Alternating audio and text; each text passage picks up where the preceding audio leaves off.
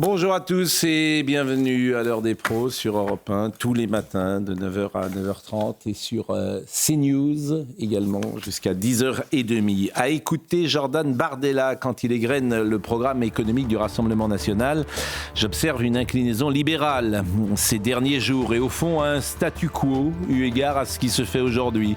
Pas de changement sur le plan fiscal, la réforme sur la retraite d'Emmanuel Macron est partiellement remise en cause. Si j'osais, je dirais qu'il y a macronisation du discours du RN sur le plan économique. La différence se fait donc sur le régalien. Aucune régularisation désormais sur le sol de France. Si Jordan Bardella est Premier ministre, il l'a dit hier soir, immigration contrôlée, autorité rétablie, notamment à l'école, avec des sanctions planchées. Le régalien, c'est aussi un état d'esprit. On notera ainsi des initiatives importantes comme la présomption de légitime défense accordée aux policiers.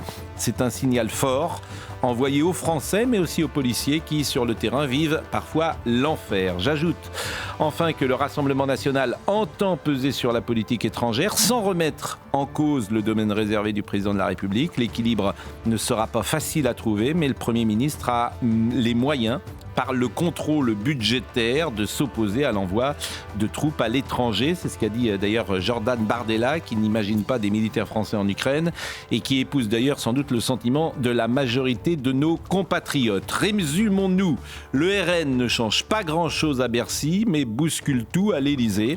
Les Français ont 3 jours pour évaluer chaque programme et faire leur choix.